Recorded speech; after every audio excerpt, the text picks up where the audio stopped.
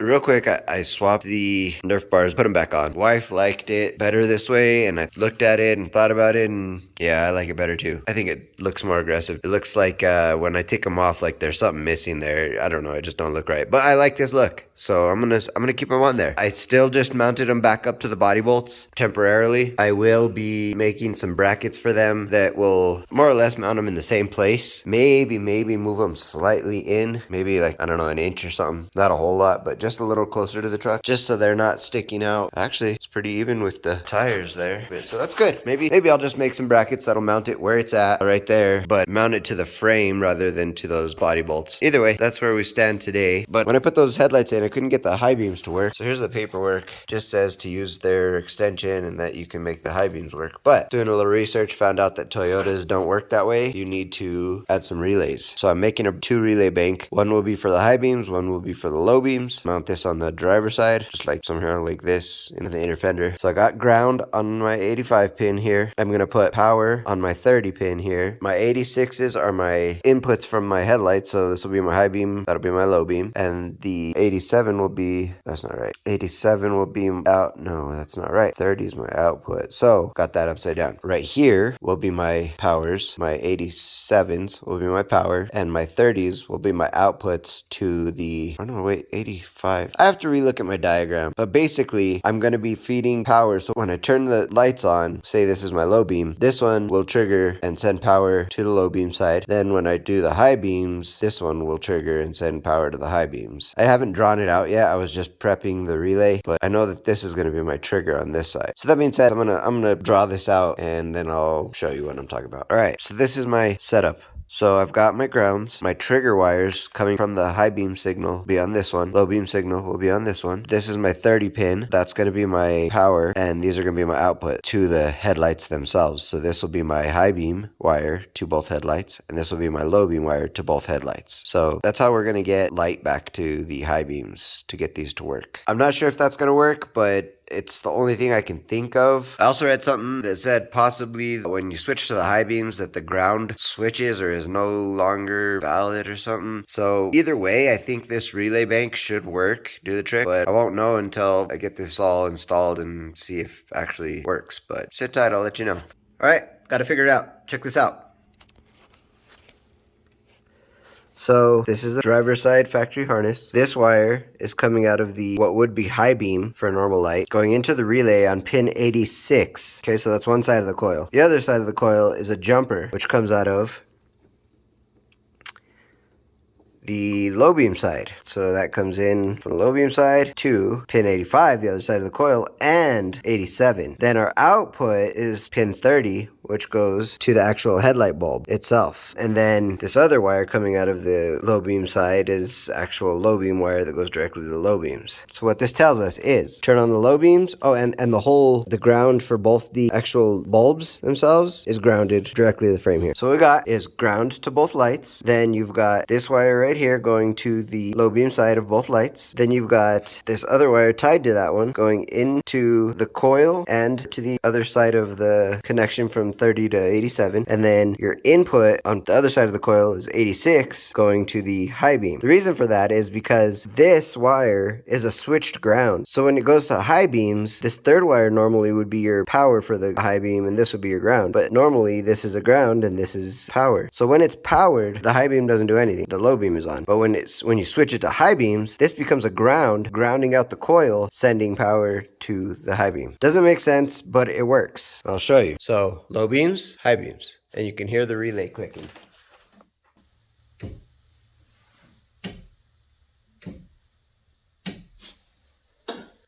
Cool. Doesn't make sense, right? But it works. So there's that. All right.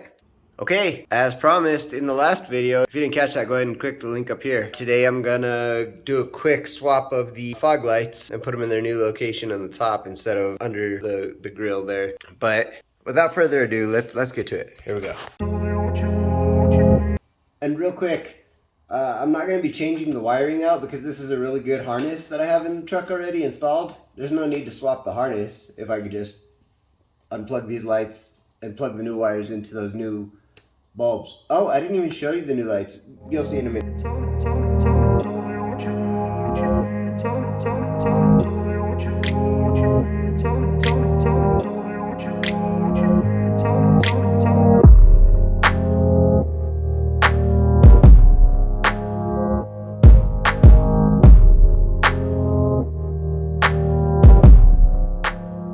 this one clearly has a leak in it.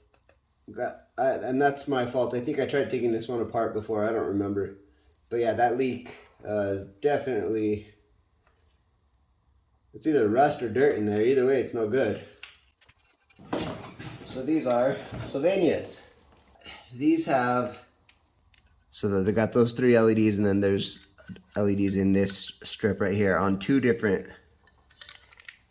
outputs.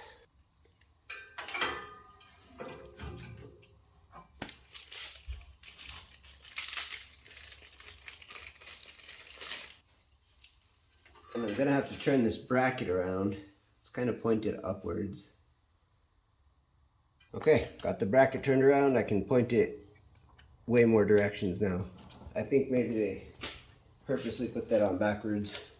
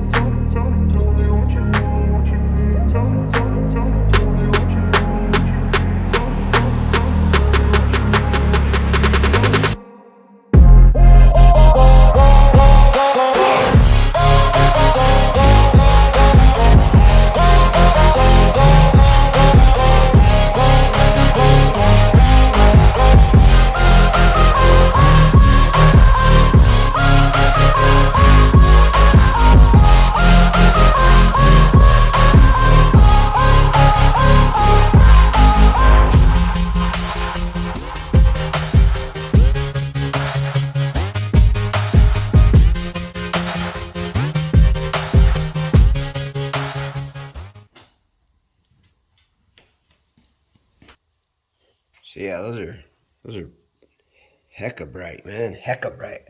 Yeah, you heard me. I said hecka. So I'll switch it real quick so you can see what the other part of the bar looks like. Oh, damn, let's put off heat too.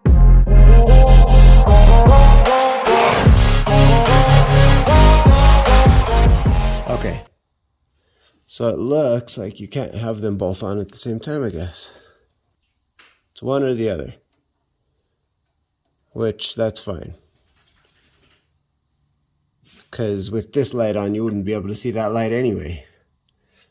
Yeah, it's one or the other. Cool.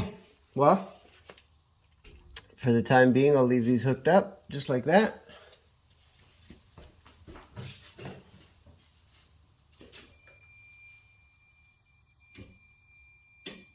Oh, we've got something going on here.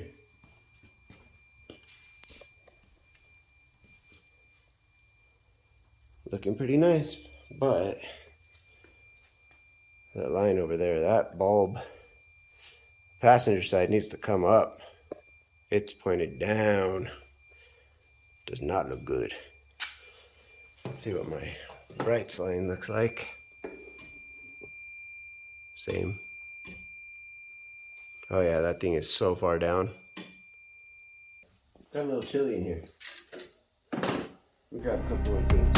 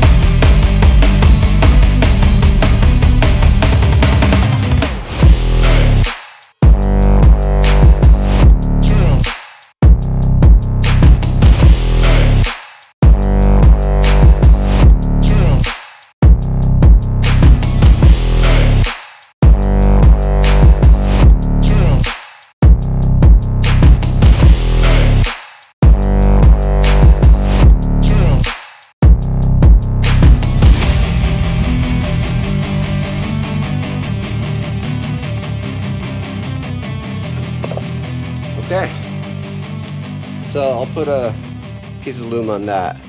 It's the only real wire you can see. I would like to make it longer, but there's no real way to run it under there. Maybe under here. I don't know. It's fine for now, but we've got our relay down there. And we've got our lights. I'll have you watch as I turn on the parking lights. So watch this corner light turn on, and then these top strips right here. Oh. Ooh. Oh. Okay, watch. There you go. So that's my parking lights now. You got corner. You got that. Got that. And you got the other corner. Then, got headlights.